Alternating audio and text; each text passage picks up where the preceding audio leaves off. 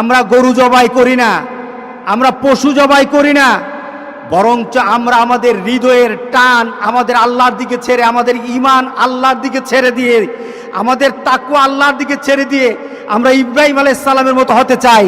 এটা হলো আমাদের দাবি, এটাই আমাদের করণীয়। কিন্তু যদি আমাদের মাঝে কোনো ধরনের পশু জবাই করা এটাই যদি আমাদের মূল কারণ হয়, তাহলে কিন্তু এই কুরবানি আমাদের জন্য সফল বয়ে আনবে না। কুরবানি আমাদেরকে ইব্রাহিম আলাইহিস সালামের মতো সেই মর্যাদার সুযোগ করে দিবে না, ইসমাইল আলাইহিস সালামের মতো মর্যাদার সুযোগ করে দিবে না। আল্লাহ সুবহানাহু ওয়া তাআলা এই কুরবানির ব্যাপারে একটা চূড়ান্ত রাসূল সাল্লাল্লাহু আলাইহি সাল্লামকে একটা সুন্দর কথা দিলেন। ইব্রাহিম আলাইহিস সালামকে তো বললেন তুমি তোমার সন্তানকে কুরবানি করো, আর রাসূল সাল্লাল্লাহু আলাইহি সাল্লামকে কুরবানির ব্যাপারে বললেন ইন্না আতাইনা কাল কাউসার, হে মুহাম্মদ সাল্লাল্লাহু আলাইহি সাল্লাম আমি আপনাকে কাউসার দান করেছি।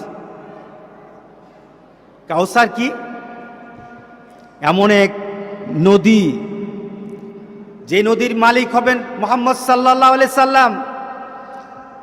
সেই নহরের পানিগুলি হবে দুধ থেকে সাদা, মধু থেকে মিষ্টি, মেশকে আম্বর থেকে আরো সুঘ্রাণ। রাসূল সাল্লাল্লাহু আলাইহি সাল্লাম এটার ব্যাপারে বলেছেন কেউ যদি একবার সেই পানিতে চুমু দেয় তার আর কোনোদিন পিপাসা লাগবে না। রাসূল সাল্লাল্লাহু আলাইহি সাল্লামকে এই মর্যাদা দান করে আল্লাহ সুবহানাহু ওয়া তাআলা বললেন হে মুহাম্মদ সাল্লাল্লাহু আলাইহি সাল্লাম আমি আপনাকে কাউসার দান করেছি, ইন্না আতাইনা কাল কাউসার। এবার আপনাকে দুটো কাজ করতে হবে। কটা কাজ করতে হবে? কথা শুনে নেন। এই কুরবানির বিষয়ে দেখুন রাসূলকে আল্লাহ সুবহানাহু ওয়া তাআলা কিভাবে দিচ্ছেন। রাসূলকে বললেন আপনার মর্যাদা আমি বাড়িয়ে দিলাম কাউসার দিয়ে। আপনি কি করতে হবে? দুটো কাজ করতে হবে।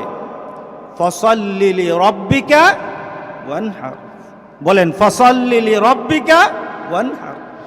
আপনি আপনার রবের জন্য সালাত পড়ুন, আপনি নামাজ কায়েম করুন, সালাত কায়েম করুন, আপনি সালাত পড়ুন, আপনি আপনার রবের জন্য সালাত পড়ুন। এরপরে কি করতে হবে? সালাত একদিকে হবে প্রথম, এরপরে হবে নাহার। প্রথম হলো সালাত, এরপরে হবে কুরবানি। রাসূলকে বললেন আগে সালাত আদায় করেন, এরপরে কুরবানি করেন। ধারাবাহিকতা আছে কিনা আল্লাহর? ধারাবাহিকটাকে কুরবানি আগে নাকি সালাতটা আগে? ধারাবাহিকতার দিক থেকে কুরবানি আগে নাকি নামাজটা আগে? নামাজ আগে নামাজ, এরপরে কুরবানি। রাসূল সাল্লাল্লাহু আলাইহি সাল্লামকে আল্লাহ সুবহানাহু ওয়া তাআলা বললেন নামাজ পড়ুন, পরে কুরবানি করুন। এটাই হবে মুসলমানদের ধারাবাহিক আমলের নিয়ম। যাদের সাথে নামাজ নাই আজকে চলুন তওবা করি।